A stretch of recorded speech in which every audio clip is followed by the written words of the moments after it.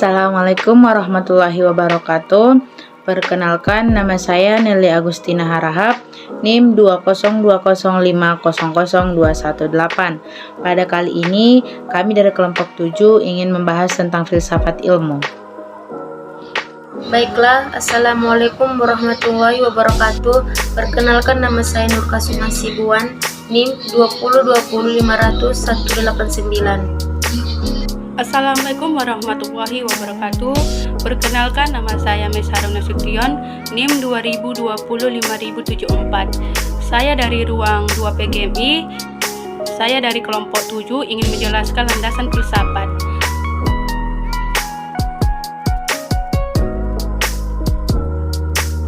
Yang berarti filsafat berasal dari kata Yunani philosophia yang lazim diterjemahkan sebagai cinta kearifan. Akar katanya ialah philos atau philia, cinta, dan sophia, kearifan. Menurut pengertiannya yang semula dari zaman Yunani kuno itu, filsafat berarti cinta kearifan. Namun, cakupan pengertian sophia yang semula itu ternyata luas sekali. Dahulu, sophia tidak hanya berarti kearifan saja, melainkan meliputi pula kebenaran pertama, pengetahuan luas, kebijakan intelektual, pertimbangan sehat, sampai kepandaian pengrajin dan bahkan kecerdikan dalam memutuskan soal-soal praktis. Banyak pengertian atau definisi-definisi tentang filsafat yang telah dikembangkan oleh para filsuf.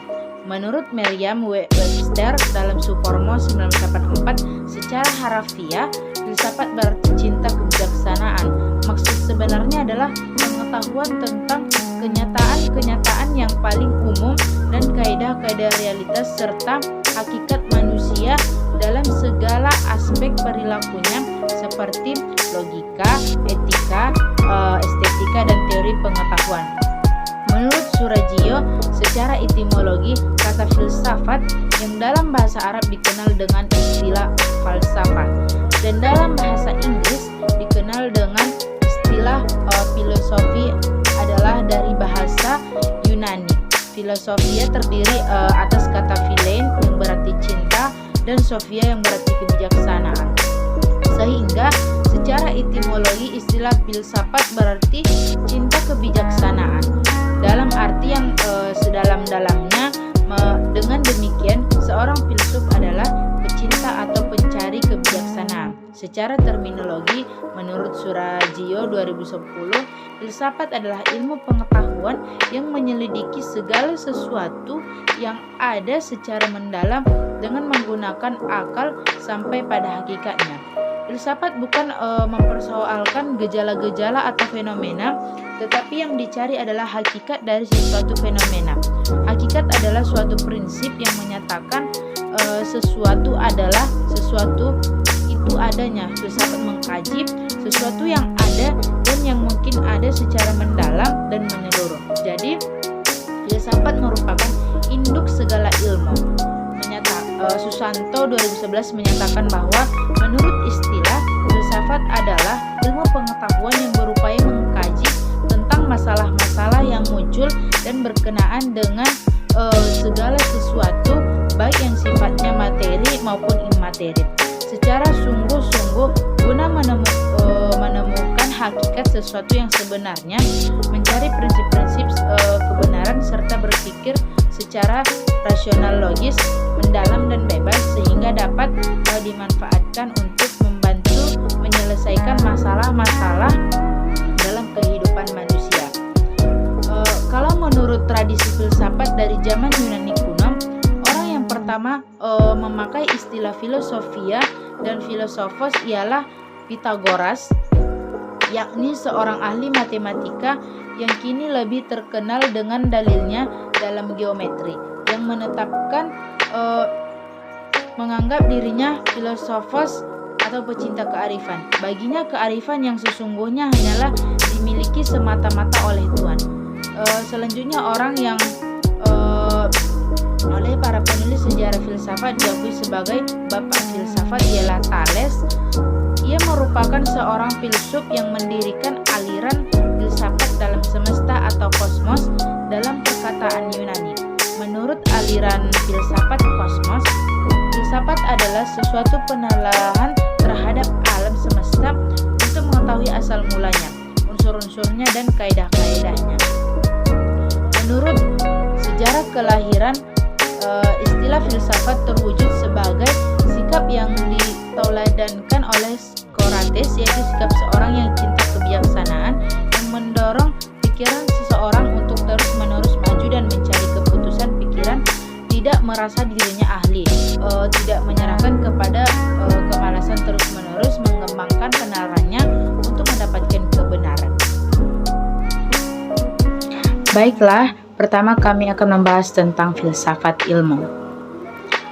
Secara historis, filsafat merupakan induk ilmu.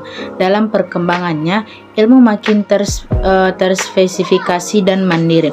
Namun, mengingat banyaknya masalah kehidupan yang tidak bisa dijawab oleh ilmu, maka filsafat menjadi tumpuan untuk menjawabnya. Filsafat memberi penjelasan atau jawaban substansial dan radikal atas masalah tersebut.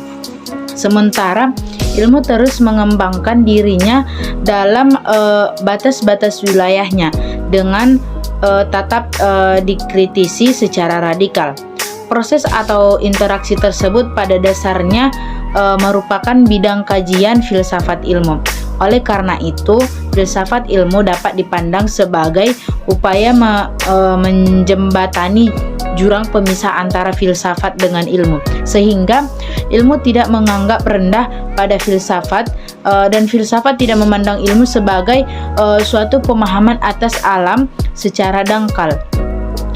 Pada dasarnya, filsafat ilmu merupakan kajian filosofis terhadap hal-hal yang berkaitan dengan ilmu. Dengan kata lain, filsafat ilmu merupakan upaya pengkajian dan pendalaman mengenai ilmu, baik itu ciri substansinya, pemerolehannya, atau manfaat ilmu bagi kehidupan sosial. Pengkajian tersebut tidak terlepas dari acuan pokok filsafat yang tercakup dalam bidang ontologi, epistemologi, dan aksiologi, dengan berbagai pengembangan dan pendalaman yang dilakukan oleh para ahli. Tujuan filsafat ilmu adalah yang pertama, mendalami unsur-unsur pokok ilmu sehingga secara menyeluruh kita dapat memahami sebuah dan tujuan yang kedua ialah memahami sejarah, pertumbuhan, perkembangan, dan kemajuan ilmu di berbagai bidang sehingga kita mendapatkan gambaran tentang proses ilmu kontemporer secara historis. Dan filsafat ilmu membebaskan manusia dari belenggu cara berpikir yang mistis dan dogma. Filsafat ilmu membantu agar seseorang mampu membedakan persoalan yang ilmiah dengan yang tidak ilmiah. Filsafat ilmu memberikan landasan historis, filosofis bagi setiap kajian disiplin ilmu yang ditekuni. Landasan filsafat adalah filsafat selalu melandasi diri pada 3 landasan pemikiran, yaitu landasan ontologis, epistemologis, dan aksiologis. Istilah ontologi diambil dari bahasa Yunani. Ontos artinya ada atau keberadaan, dan logis artinya pemikiran atau ilmu. Jadi ontologi artinya ilmu tentang ada atau keberadaan itu sendiri.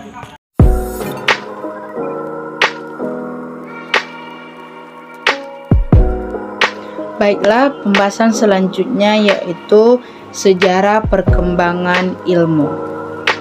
Perkembangan ilmu pada zaman Yunani. Zaman ini berlangsung dari abad 6 Masehi sampai dengan sekitar abad 6 Masehi. Zaman ini menggunakan sikap inquiring attitude atau suatu sikap yang senang menyelidiki sesuatu secara kritis, tidak menerima pengalaman yang didasarkan pada sikap receptive attitude mind atau sikap menerima segitu saja. Sehingga pada zaman ini filsafat tumbuh dengan subur. Yunani mencapai puncak kejayaannya atau zaman keemasannya. zaman Helenisme di bawah pimpinan Iskandar Agung dari Makedonia yang merupakan salah seorang murid Aristoteles. Pada abad ke-0 Masehi, perkembangan ilmu mulai mendapat hambatan. Hal ini disebabkan oleh lahirnya Kristen. Pada abad pertama sampai abad kedua Masehi, mulai ada pembagian wilayah perkembangan ilmu. Wilayah pertama berpusat Athena yang difokuskan di bidang kemampuan intelektual. Sedangkan wilayah kedua berpusat di Alexandria yang fokus pada bidang empiris. Setelah Alexandria dikuasai oleh Roma yang tertarik dengan hal-hal abstrak, pada abad keempat dan kelima Masehi, ilmu pengetahuan benar-benar beku. Hal ini disebabkan oleh 3 pokok penting, yaitu penguasa Roma yang menekankan kebebasan berpikir, kedua, ajaran Kristen tidak disangkal, dan yang ketiga, kerjasama gereja dan penguasa sebagai otoritas kebenaran. Walaupun begitu, pada abad kedua Masehi sempat ada Galen atau bidang kedokteran dan tokoh aljabar, Phocus dan Diopantus yang berperan dalam perkembangan pengetahuan. Pada zaman ini banyak bermunculan ilmuwan terkemuka. Ada beberapa nama yang populer pada masa ini, yaitu Thales dari Miletus adalah filsuf pertama sebelum masa Socrates. Menurutnya zat utama yang menjadi dasar segala materi adalah air. Pada masanya ia menjadi filosof yang mempertanyakan isi dasar alam. Yang kedua, Pythagoras adalah seorang filosof yang juga seorang ahli ukur, namun lebih dikenal dengan penemuannya tentang ilmu ukur dan aritmatik.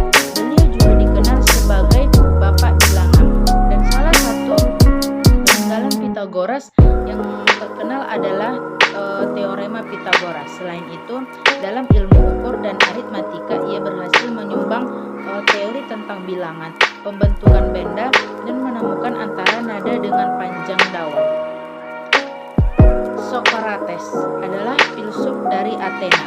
Dalam sejarah umat manusia, Socrates merupakan contoh istimewa selaku filsuf yang jujur dan berani. Socrates menciptakan metode ilmu kebidanan yang dikenal dengan Maieutica Teleneia, yaitu suatu metode dialektika untuk melahirkan kebenaran. Selanjutnya itu Democritus dikenal sebagai bapak atom. Pertama yang memperkenalkan konsep atom, bahwa alam semesta ini sesungguhnya terdiri atas atom-atom. Atom adalah materi terkecil yang tidak dapat dibagi-bagi lagi. Plato, ia adalah murid Socrates dan guru dari Aristoteles, filsuf yang pertama kali membangkitkan persoalan deik atau hal ada dan mempertentangkan dengan becoming atau hal menjadi. Aristoteles adalah seorang filsuf Yunani, murid dari Plato dan guru dari Alexander. Ia memberikan kontribusi di bidang metafisika, fisika, etika, politik, ilmu kedokteran, dan ilmu alam. Di bidang ilmu alam, ia merupakan orang pertama yang mengumpulkan dan mengklasifikasikan spesies biologi secara sistematis. Selain di Yunani, astronom dan ahli matematika juga berkembang di India. Aryabhata melahirkan hitungan desimal sederhana. Di bidang astronomi, ia juga memperkenalkan sejumlah fungsi trigonometri, termasuk sinus, versinus, kosinus, dan inverse trigonometri, teknik-teknik dan algoritma dari aljabar. Dan adapun perkembangan ilmu dalam Islam ialah peradaban Islam mengalami puncak kejayaan pada masa Daulah Abbasiyah. Ilmu pengetahuan pada masa ini sangat maju secara pesat. Kemajuan ilmu pengetahuan pada masa ini disebabkan adanya gerakan terjemahan besar-besaran terhadap naskah-naskah asing ke dalam bahasa Arab, terutama naskah-naskah Yunani. 2. Perkembangan ilmu Renaissance modern. Pembagian dalam sejarah filsafat barat yang menjadi tanda berakhirnya era skolatisme merupakan pengertian dari filsafat modern. Masa modern menjadi identitas di dalam filsafat modern. Pada masa ini, rasionalisme semakin kuat, tidak gampang untuk menentukan mulai dari kapan abad pertengahan berhenti. Namun, dapat dikatakan bahwa abad pertengahan itu berakhir pada abad 6 atau pada akhir masa Renaissance. Masa setelah abad pertengahan adalah masa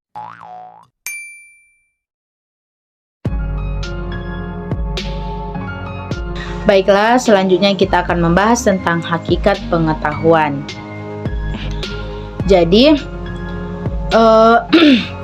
pengetahuan secara etimologi, pengetahuan berasal dari kata dalam bahasa Inggris yaitu knowledge. Secara terminologi, pengetahuan atau knowledge adalah proses kehidupan yang diketahui manusia secara langsung dari kesadarannya sendiri. Menurut Aristoteles, pengetahuan bisa didapatkan berdasarkan pengamatan dan pengalaman. Pengetahuan adalah suatu istilah yang dipergunakan untuk menuturkan apabila seseorang mengenal sesuatu hal yang menjadi pengetahuannya adalah selalu terdiri atas unsur yang mengetahui dan yang diketahui serta kesadaran mengenai hal yang ingin diketahuinya itu. Oleh karena itu, pengetahuan selalu menuntut adanya objek yang mempunyai kesadaran untuk mengetahui tentang sesuatu dan objek yang merupakan sesuatu yang dihadapinya sebagai hal yang diketahuinya. Jadi, bisa dikatakan pengetahuan adalah hasil pengetahuan manusia terhadap sesuatu atau segala perbuatan manusia untuk memahami suatu objek yang dihadapinya, atau hasil usaha manusia untuk memahami suatu objek tertentu. Menurut Plato, jenis pengetahuan itu dibagi menurut tingkatan pengetahuan sesuai dengan karakteristik objeknya. Pembagiannya adalah sebagai berikut. Yang pertama yaitu pengetahuan eikasia atau khayalan. Pengetahuan yang objeknya berupa bayangan atau gambaran. Pengetahuan ini isinya adalah hal-hal yang berhubungan dengan kesenangan atau kesukaan serta kenikmatan manusia. Pengetahuan dalam tingkatan ini misalnya seseorang yang menghayal bahwa dirinya pada saat tertentu mempunyai rumah yang mewah, besar dan indah serta dilengkapi dengan kendaraan dan lain-lain sehingga hayalannya itu terbawa mimpi. Di dalam mimpinya, ia betul-betul merasa mempunyai dan menempati rumah itu. Apabila seseorang dalam keadaan sadar dan menganggap bahwa hayal dan mimpinya betul-betul berupa fakta yang ada dalam dunia kenyataan. Yang kedua yaitu pengetahuan pistis atau substansial. Pengetahuan mengenai hal-hal yang tampak dalam dunia kenyataan atau hal-hal yang dapat diindrai langsung.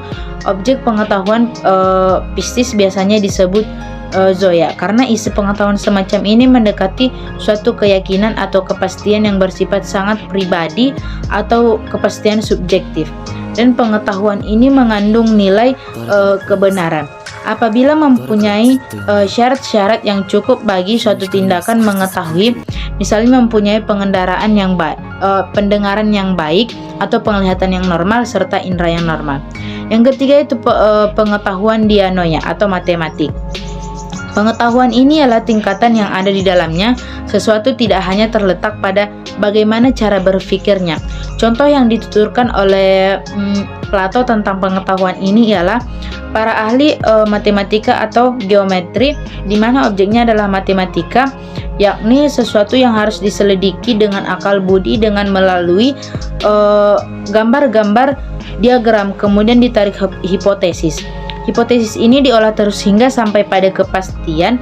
Dengan demikian dapat dituturkan bahwa bentuk pengetahuan tingkat dianoia ini adalah pengetahuan yang banyak berhubungan dengan masalah matematik atau kuantitas, entah luas, isu, jumlah, berat, yang semata-mata merupakan kesimpulan dari hipotesis yang diolah oleh akal pikir. Karena pengetahuan ini disebut pengetahuan pikir.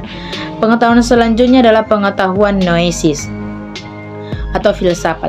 Plato menerangkan tentang pengetahuan ini adalah hampir sama dengan pengetahuan pikir, tetapi tidak lagi menggunakan pertolongan gambar, diagram, melainkan dengan pikiran yang sungguh-sungguh abstrak. Tujuannya adalah untuk mencapai prinsip-prinsip utama yang isinya hal-hal yang berupa kebaikan, kebenaran, dan keadilan. Jenis-jenis pengetahuan menurut Burhanuddin Salam, pengetahuan yang dimiliki manusia itu ada 4, yaitu yang pertama pengetahuan biasa. Pengetahuan biasa adalah pengetahuan yang dalam filsafat dikatakan dengan istilah common sense dan sering diartikan dengan good sense, karena seseorang memiliki sesuatu di mana ia menerima secara baik. Yang kedua yaitu pengetahuan ilmu. Pengetahuan ilmu adalah ilmu sebagai terjemahan dari sains dalam pengertian yang sempit. Sains diartikan untuk menunjukkan ilmu pengetahuan alam. Ilmu dapat merupakan suatu metode berpikir secara objektif. Tujuannya untuk menggambarkan dan memberi makna terhadap dunia faktual. Pengetahuan yang diperoleh dengan ilmu diperolehnya melalui observasi, eksperimen, klasifikasi, analisis. Ilmu itu objektif dan menyampaikan unsur pribadi, pemikiran, logika, diutamakan netral dalam arti tidak dipengaruhi oleh sesuatu yang bersifat kedirian atau subjektif karena dimulai dengan fakta. Selanjutnya itu pengetahuan filsafat. Pengetahuan manusia itu ada 3, yaitu pengetahuan sains, pengetahuan filsafat, dan pengetahuan mistik. Pengetahuan filsafat ialah pengetahuan yang berdasarkan logika, pengetahuan yang diperoleh dari pemikiran yang bersifat kontemplatif dan spekulatif. Pengetahuan filsafat lebih menekankan pada universalitas dan kedalaman kajian tentang sesuatu. Kalau ilmu hanya pada satu bidang pengetahuan yang sempit, filsafat membahas hal yang lebih luas dan mendalam. Filsafat biasanya memberikan pengetahuan yang reflektif dan kritis, sehingga ilmu yang tadinya kaku dan cenderung tertutup menjadi longgar kembali. Selanjutnya itu pengetahuan agama. Pengetahuan agama adalah pengetahuan yang hanya diperoleh dari Tuhan lewat para utusannya. Pengetahuan agama bersifat mutlak dan wajib diyakini oleh para pemeluk agama. Dan pengetahuan mengandung beberapa hal yang pokok, yaitu ajaran tentang cara berhubungan dengan Tuhan, yang sering juga disebut dengan hubungan vertikal, dan cara berhubungan dengan sesama manusia, yang sering juga disebut dengan hubungan horizontal.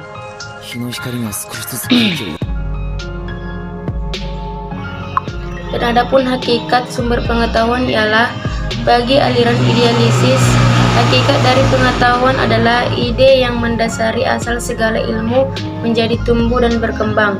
Karena di dalam aliran idealis, rasio atau pikiran merupakan satu-satunya sumber dan jaminan pengetahuan. Perbedaan ilmu dan pengetahuan. Ilmu pengetahuan tidak muncul secara mendadak, melainkan hadir melalui suatu proses, melalui pengetahuan sehari-hari dengan melalui pengujian secara cermat dan pembuktian. Dengan teliti diperoleh suatu teori dan pengujian suatu teori bisa dilakukan dan babak terakhirnya akan ditemukan hukum-hukum. Filsafat sebagai manifestasi ilmu pengetahuan telah meletakkan dasar-dasar tradisi intelektual yang diawali oleh di abad ke-6 Masehi. Dalam perkembangannya, filsafat mengantarkan lahirnya suatu komplikasi yang menunjukkan bagaimana cabang-cabang ilmu pengetahuan melepaskan diri dari berkaitannya dengan filsafat yang masing-masing secara mandiri berkembang menurut metodologinya sendiri. Tulisan ini membahas tentang kelahiran dan perkembangan ilmu, klasifikasi serta strategi pengembangan ilmu pengetahuan.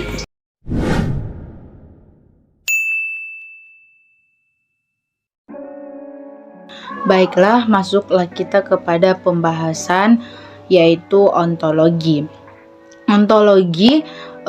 Istilah ontologi berasal dari kata Yunani onta yang berarti sesuatu yang sungguh-sungguh ada, kenyataan yang sesungguhnya, dan logos yang berarti teori atau ilmu.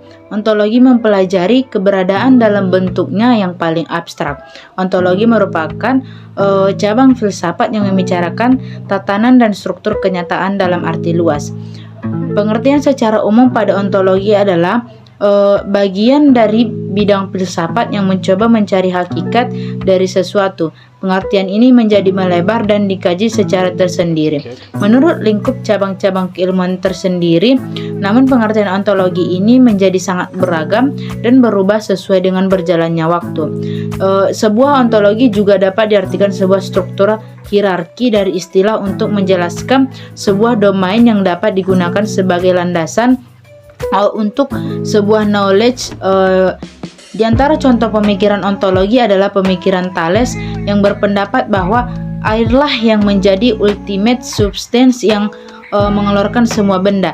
Jadi asal mula benda hanya satu, yaitu air. Jadi dapat disimpulkan bahwa ontologi merupakan ilmu yang membahas tentang keberadaan atau merupakan sebuah ilmu yang membahas tentang hakikat dari segala sesuatu yang ada, baik itu berupa realitas fisik maupun metafisika. Contoh ontologi dalam kehidupan sehari-hari yaitu meja. Dalam ontologi, meja yaitu menggunakan realitas tentang meja. Realitasnya adalah terdapat gambaran atau ide yang membuat kita mengenali sebuah meja. Tidak peduli banyak model meja yang ada, tidak peduli berapapun ukurannya, warnanya dan fisiknya yang berbeda, benda tersebut tetaplah sebuah meja. Inilah yang menjadi realitas dari ide dan gambaran. Ontologi merupakan salah satu kajian filsafat yang paling kuno dan berasal dari Yunani. Studi tersebut membahas keberadaan sesuatu yang bersifat konkret.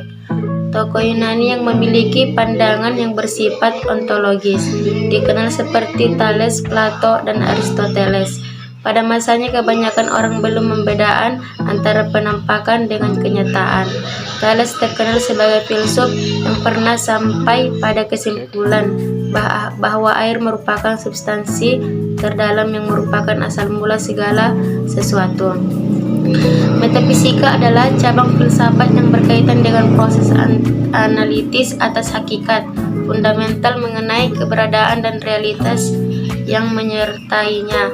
Kajian mengenai metafisika umumnya berporos pada pertanyaan mendasar mengenai keberadaan dan sifat-sifat yang meliputi realitas yang dikaji. Landasan metafisika. Metafisika adalah cabang filsafat yang berkaitan dengan proses analitis atas hakikat fundamental mengenai keberadaan dan realitas yang menyertainya. Kajian mengenai metafisika umumnya berporos pada pertanyaan mendasarkan mengenai keberadaannya dan sifat-sifat yang meliputi realitas yang dikaji.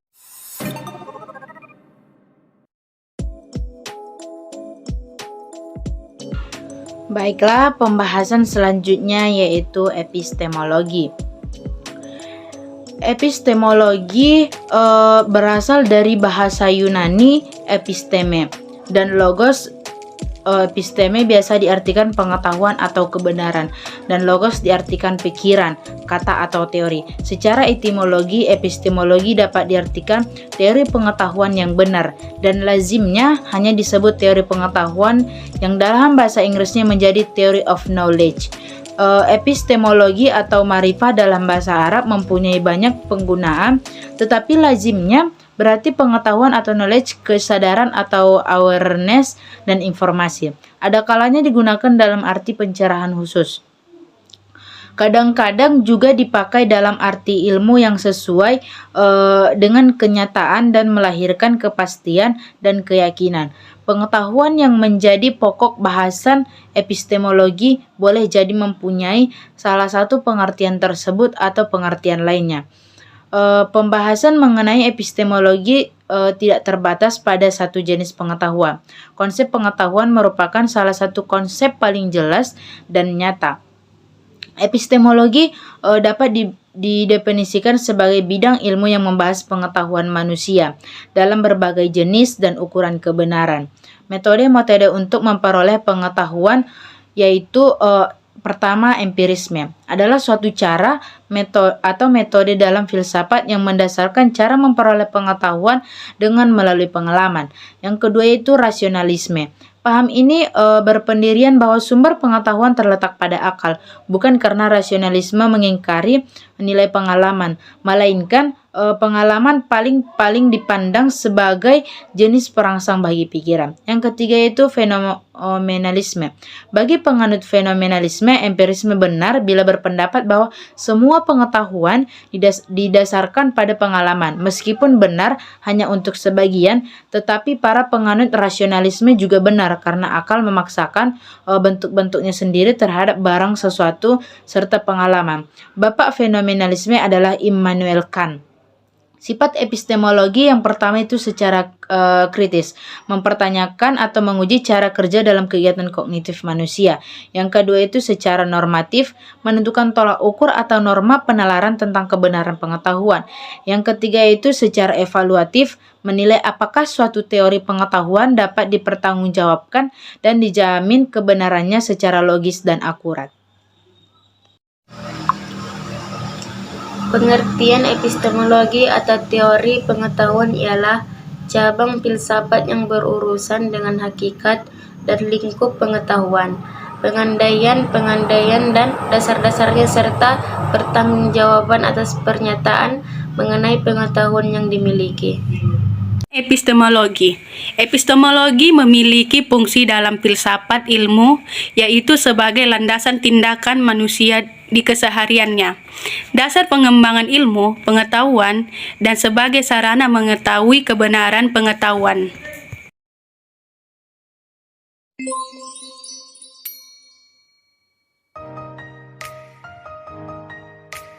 Selanjutnya yaitu pembahasannya aksiologi.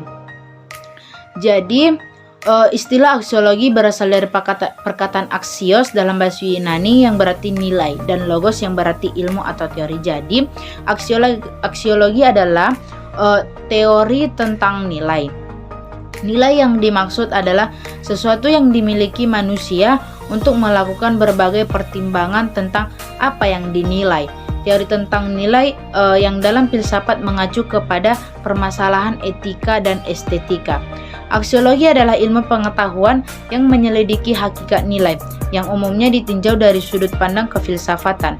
Aksiologi juga menunjukkan kaidah-kaidah apa yang harus kita perhatikan di dalam menerapkan ilmu ke dalam praktis. Aksiologi merupakan bagian ketiga dari kajian filsafat setelah ontologi dan epistemologi.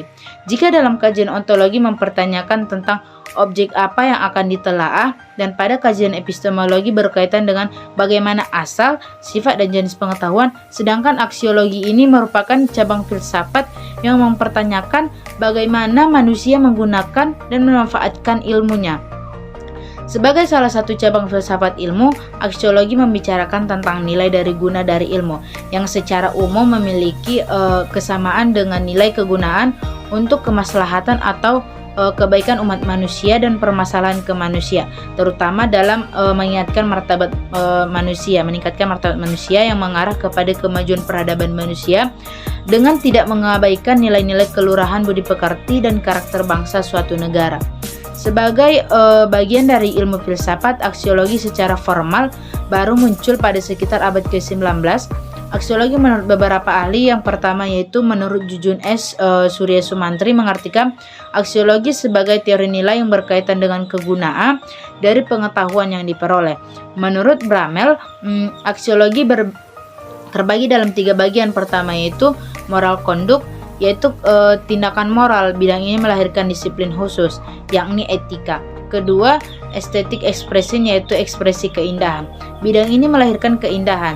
Ketiga, sisi political life, yaitu kehidupan sosial politik yang akan melahirkan filsafat sosiopolitik. Menurut Jalaluddin, aksiologi adalah suatu pendidikan yang menguji dan menginteraksikan semua nilai tersebut ke dalam kehidupan manusia dan menjaganya, membinanya di dalam kehidupan peserta didik. Landasan adalah suatu daerah persegi panjang yang ditentukan pada bandar udara di daratan atau perairan yang dipergunakan untuk pendaratan dan lepas landas pesawat udara. Dan adapun cabang aksiologi ialah aksiologi merupakan cabang filsafat ilmu yang membicarakan tentang tujuan ilmu, pengetahuan ilmu sendiri, dan bagaimana manusia menggunakan ilmu tersebut. Jadi hakikat yang ingin dicapai aksiologi adalah hakikat yang manfaat yang terdapat dalam suatu pengetahuan. Aksiologi. Peran utama aksiologi ini adalah memberi arah pada manusia untuk melakukan suatu tindakan yang lebih baik. Kedua adalah ekspresi keindahan. Di sini aksiologi berperan sebagai pembimbing dalam diri manusia untuk bereaksi yang melahirkan suatu keindahan dalam dirinya.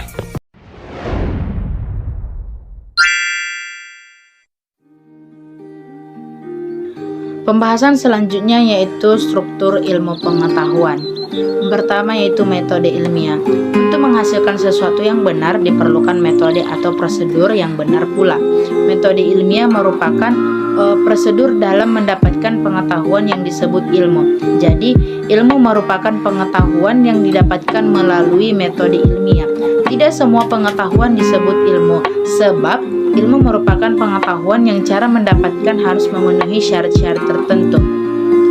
Metode merupakan suatu prosedur atau cara mengetahui sesuatu yang mempunyai langkah-langkah yang sistematis. Seperti diketahui, berpikir adalah kegiatan mental yang menghasilkan pengetahuan. Metode ilmiah merupakan ekspresi mengenai cara bekerja pikiran. Dengan cara bekerja, maka pengetahuan yang dihasilkan diharapkan mempunyai karakteristik tertentu yang diminta oleh ilmu pengetahuan, yaitu sifat rasional dan teruji yang memungkinkan pengetahuan yang disusunnya merupakan pengetahuan yang dapat diandalkan. Yang kedua itu teori. Teori yang dimaksud di sini adalah penjelasan mengenai gejala yang terdapat dalam dunia fisik tersebut. Hipotesis atau anggapan dasar adalah jawaban sementara terhadap masalah yang masih bersifat praduga karena masih harus dibuktikan kebenarannya. Dugaan jawaban tersebut merupakan kebenaran yang sifatnya sementara dan akan diuji kebenarannya dengan data yang dikumpulkan melalui penelitian. Logika adalah salah satu cabang filsafat. Sebagai ilmu, logika disebut dengan logika episteme, Latin logika scientia, atau ilmu logika, ilmu pengetahuan yang mempelajari kecakapan untuk berpikir secara lurus, tepat, dan teratur. Kata logis yang dipergunakan tersebut bisa juga diartikan dengan masuk akal. Informasi dan pembuktian. Data struktur ilmu pengetahuan. Struktur ini ilmu yang pengetahuan adalah suatu kumpulan pengetahuan terdiri dari komponen-komponen yang saling berkaitan dengan agar dapat menjadi dasar teoritas atau memberikan penjelasan termaksudnya. Struktur ilmu dalam filsafat ilmu merupakan bagian yang penting dipelajari mengingat ilmu merupakan suatu bangunan yang tersusun, bersistem dan kompleks. Melalui ilmu kita dapat menjelaskan, meramalkan, mengontrol setiap gejala-gejala alam yang terjadi. Tujuan akhir dari disiplin keilmuan yaitu mengembangkan sebuah teori keilmuan bersifat utuh dan konsisten.